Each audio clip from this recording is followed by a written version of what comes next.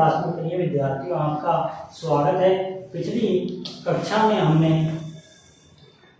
प्राकृत संख्या, पूर्ण संख्या, पूर्णांक संख्या व परिमेय संख्या के बारे में क्या किया था, अध्ययन किया था।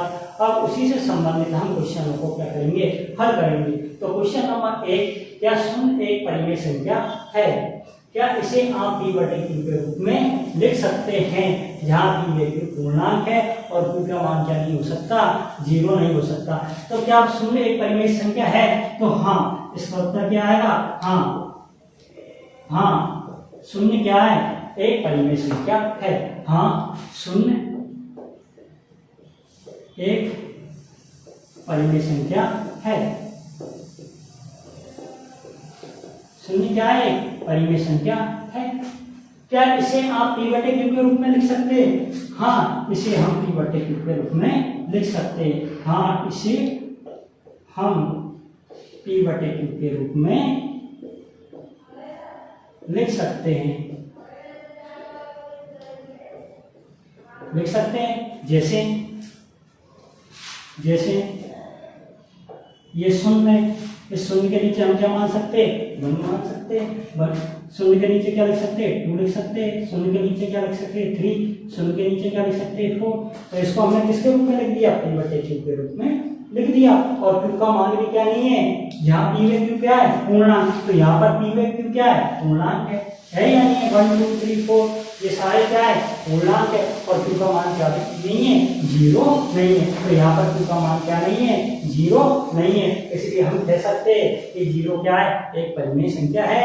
और इसे हम किस रूप में लिख सकते हैं, p/q के रूप में लिख सकते हैं। किसके रूप में लिख सकते हैं, p/q के रूप में लिख सकते हैं। और q का मान क्या नहीं है, 0 नहीं है। और p व q क्या है, पूर्णांक संख्या है। तो p भी क्या है, 0 किस में आती है, पूर्णांक संख्याओं में आती है।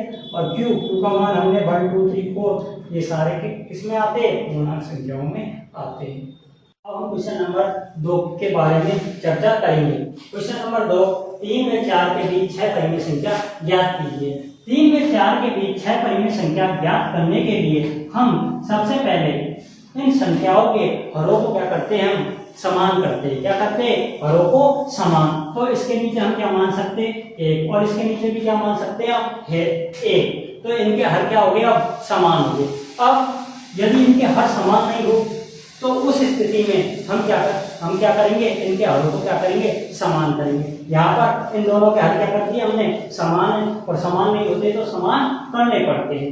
अब आप देखिए, यहाँ पर आपको 3 व 4 के बीच में कितनी परिमेय संख्या ज्ञात करनी है, 6 परिमेय संख्या ज्ञात करनी है। तो आप 6 में क्या जोड़ो, 1 जोड़ो। तो 6 में 1 जोड़ने पर कितना आएगा, 7 आएगा। कितना आएगा, 7। अब इस 7 से ये दोनों परिमेय संख्याओं के अंश पे हर में क्या कर दो, मल्टीप्लाई कर दो। क्या कर दो, अंश पे हर में क्या कर दो, मल्टीप्लाई कर दो। तो कितना आएगा, 3 को 7 से मल्टीप्लाई किया, कितना आया, 21।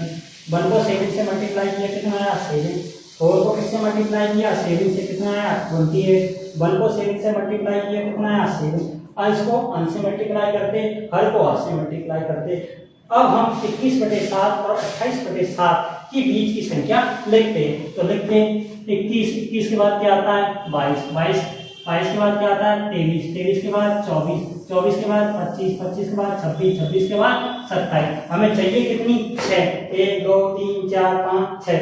इनके नीचे क्या है, 7। तो इसके नीचे 7 लगा दो, इसके नीचे 7, इसके नीचे 7, इसके नीचे 7 और इसके नीचे 7। इस प्रकार हम क्या ज्ञात कर सकते हैं, 6 परिमेय संख्या ज्ञात कर सकते हैं 3 व 4 के बीच। क्वेश्चन नंबर 3/5 और 4/5 के बीच में 5 परिमेय संख्या ज्ञात कीजिए। तो सबसे पहले हम देखते हैं, ये परिमेय संख्याओं को लिखते हैं। परिमेय संख्या क्या है, 3/5 और 4/5। क्या इनके हर समान है, हर समान है। यदि इनके हर समान है तो हम क्या करेंगे, हमको कितनी परिमेय संख्या निकालनी है, 5 परिमेय संख्या निकालनी है। यदि हर समान नहीं होते तो उसको हम क्या करते, सबसे पहले हरों को क्या करते, समान। और हरों को समान करने के बाद यदि इनके बीच में कोई परिमेय यदि 5 परिमेय संख्या आ जाती है तो हम 5 परिमेय संख्या बिना हरों, 5 परिमेय संख्या, इस जितनी भी आपसे परिमेय संख्या पूछी जाए उसमें एक जोड़ने की आपको आवश्यकता नहीं पड़ेगी। जैसे यहाँ पर हर क्या हो जाते, समान हो जाते। हर यहाँ पर समान है, और यदि हर समान नहीं होते, ऐसा क्वेश्चन नेक्स्ट क्लास में हम आपको कराएंगे।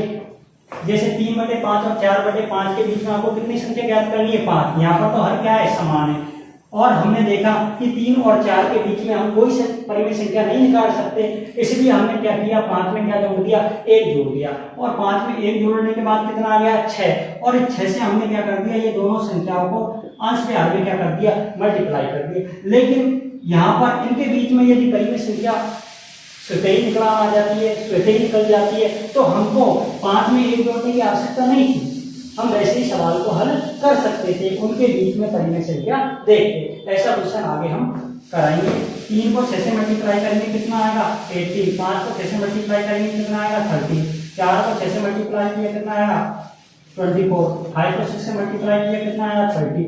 तो दोनों के हर क्या हो गए? समान हो गए। अब आप देखो 18 और 24 के बीच में आपको कितनी परिमेय संख्या निकालनी है? 5 परिमेय संख्या निकालनी है। कितनी परिमेय संख्या निकालनी है? 5 परिमेय संख्या निकालनी है। तो कैसे निकालेंगे? 18 से और 24 के बीच में क्या आता है? 19। 18 और 24 को नहीं लेना, क्योंकि इनके बीच की परिमेय संख्या ज्ञात करनी है आपको। तो 18 से के बाद क्या आता है? 19। 19 के बाद 20। 20 के बाद 21। 21 के बाद 22। 22 के बाद कितना आएगा? 23।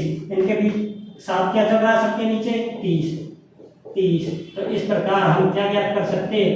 5 परिमेय संख्या ज्ञात कर सकते हैं। अतः 5 परिमेय संख्या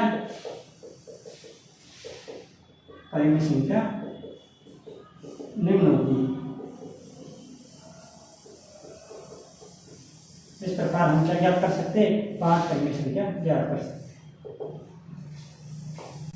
प्रिय विद्यार्थियों, ये क्वेश्चन आपकी बुक्स के अंतर्गत नहीं है, लेकिन इसको कैसे करते हैं इस बात को हम समझते हैं। यहाँ पर हर क्या नहीं है? समान नहीं है। तो सबसे पहले हम क्या करेंगे? इनके हरों को क्या करेंगे? समान करेंगे। हरों को क्या करेंगे? समान। हरों को हम दो तरीके से क्या कर सकते हैं? समान कर सकते हैं। कैसे कर सकते हैं? या तो इनका एलसीएम लेकर, इनका एलसीएम कितना आएगा? 24। एलसीएम लेकर इनके हरों को क्या कर देंगे? समान। या आप एलसीएम लेना नहीं आता है तो इसी तरीके से कर देंगे। इसको 8 से इसके हर से इसको मल्टीप्लाई कर दो, और इसके हर से इसको मल्टीप्लाई कर देंगे। तो इसके हर से सेकंड नंबर की संख्या के हर से किसको मल्टीप्लाई कर देंगे? फर्स्ट नंबर की परिमेय संख्या को क्या कर देंगे? मल्टीप्लाई। इसी प्रकार ये सेकंड नंबर या फर्स्ट नंबर की संख्या के हर से किसको मल्टीप्लाई कर देंगे? सेकंड नंबर की परिमेय संख्या को क्या कर देंगे? मल्टीप्लाई कर दें। माइनस का कितना आया? 40/6 को 8 से मल्टीप्लाई किया कितना आया? 48। आगे देखिए 5 को 6 से मल्टीप्लाई किया कितना? 30। 8 को 6 से मल्टीप्लाई किया कितना आया? 48। अब आप देखो हर समान है, यहाँ पर हर क्या है? समान है। क्या आप -40 और 30 इनके बीच में 10 परिमेय संख्या लिख सकते हो? तो हम लिख सकते हैं। इनके बीच में 10 क्या? इनके बीच में हम 20-30 परिमेय संख्या लिख सकते हैं। कितनी संख्या लिख सकते हैं? इनके बीच में लगभग 69-70-68 संख्या के लगभग हम इनके बीच में लिख सकते हैं। तो फिर हमको 10 + 1 करने की क्या नहीं है? आवश्यकता नहीं है। जिस तरह से हमने इस प्रश्न में 5 + 1 करके 6 लिखा और 6 से अंश में हमने क्या किया था? मल्टीप्लाई किया था। इसी प्रकार अब हमको यहाँ पर 10 + 1 करने की आवश्यकता नहीं है। 10 + 1 यानी 11 को हम अंश में हर में मल्टीप्लाई करने की हमको क्या नहीं है? आवश्यकता नहीं है। अब हम इनके बीच में क्या ज्ञात करेंगे? 10 परिमेय संख्या ज्ञात करेंगे। तो -40 और -30 के बीच में कौन कौन सी संख्या आएगी? -39, -38, माइनस कितनी? -37, माइनस कितनी? माइनस आगे S1 आगे भी 1 2 3 4 कितनी?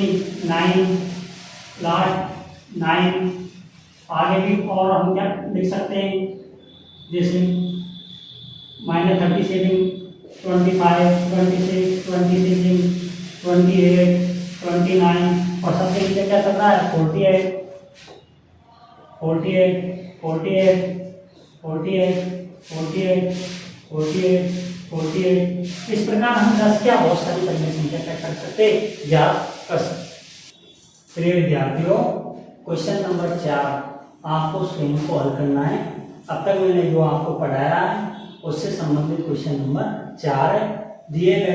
नीचे दिए गए कथन सत्य या असत्य, आपको इस बात का पता लगाना है। कारण के साथ आपको इसका उत्तर भी देना है कि प्रत्येक प्राकृत संख्या एक पूर्ण संख्या होती है। नंबर 2, प्रत्येक पूर्णांक एक पूर्ण संख्या होती है और प्रत्येक परिमेय संख्या एक पूर्ण संख्या होती है। इनका जवाब आपको मेरी कमेंट्स बॉक्स में देना है। यदि मेरे द्वारा बनाया गया वीडियो आपको अच्छा लगा हो तो इसको लाइक कीजिए, शेयर कीजिए, कमेंट्स कीजिए और मेरे चैनल को क्या कीजिए, सब्सक्राइब कीजिए। धन्यवाद।